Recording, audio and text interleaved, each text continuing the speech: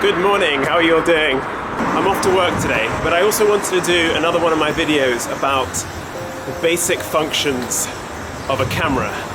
This is just a little guide to help those of you that are just getting started with photography. But if you already know your way around a camera, I hope you still find it entertaining. Today I'm going to talk about shutter speed. Now I'll start off by saying what I said in my video about aperture, that in my opinion, the best way to learn about taking photos is to buy a good camera, but put it in automatic. Many people, when they buy a camera and they want to get started in photography, they put it in manual mode, and it's just too confusing. There are too many things to learn before you can use a camera in manual. So I think the best thing to do is to put the camera in automatic and learn slowly about aperture, shutter speed, ISO, and exposure compensation, those 4 settings, so that when the camera isn't performing as you expect, you know how to change the settings to get the photo you want.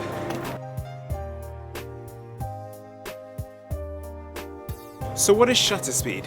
Well, the shutter is like a little curtain, and when you press the trigger to take the photo, this curtain pops up very quickly, exposes the sensor in the camera to the image, and then shuts again. Now this all happens in a split second. So when we change the speed that the shutter is moving at, we are controlling how long the camera is exposed to the image.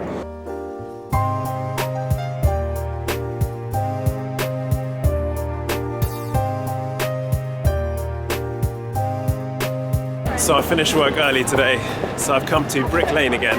Oh, I took a photo here about 2 years ago.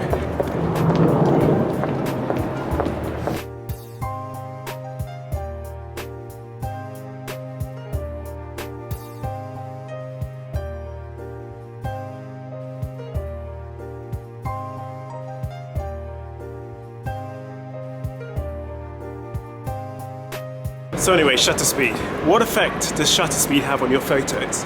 In its simplest form, if there's a slow shutter speed, the camera is going to be exposed to the photograph that you're taking for longer. This means that any movement in the photo is going to appear blurry. If you want to freeze that movement, you have to choose a faster shutter speed, because then you're getting just a snapshot in time. I'm going to see if I can do a little demonstration here. Okay, it's not a particularly inspiring picture, but you can see that when the shutter speed is slow, the motorbike is out of focus. The background is still in focus because I'm holding the camera still, but any movement is blurry. When I push the shutter speed up and make it faster, everything is frozen and the motorbike is in focus.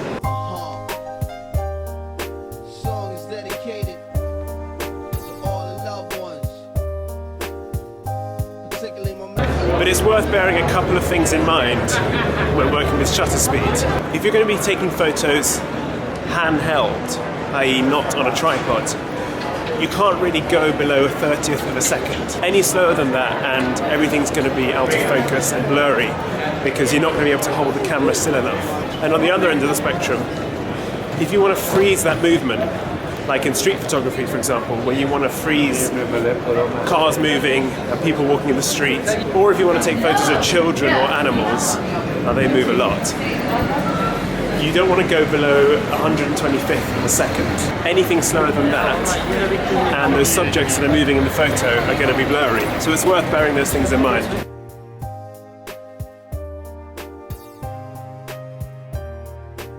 So I hope that little description of shutter speed has been of some use to you. Okay, I promise that's enough about cameras now. Let's go and take some street photography.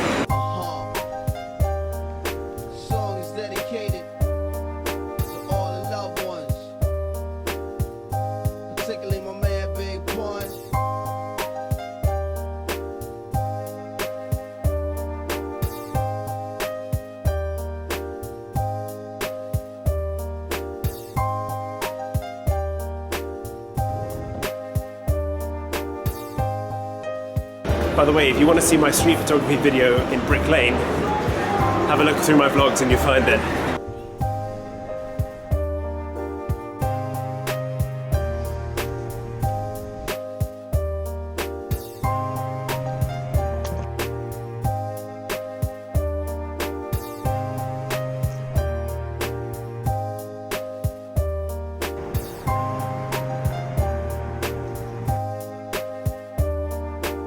Hey guys, I'm going to end the vlog here today. Thanks very much for watching. If you enjoyed this video, please check out my other videos and please hit the subscribe button below. Also, please check out my Instagram account. I'll leave the link below. Thanks so much. I'll see you next time.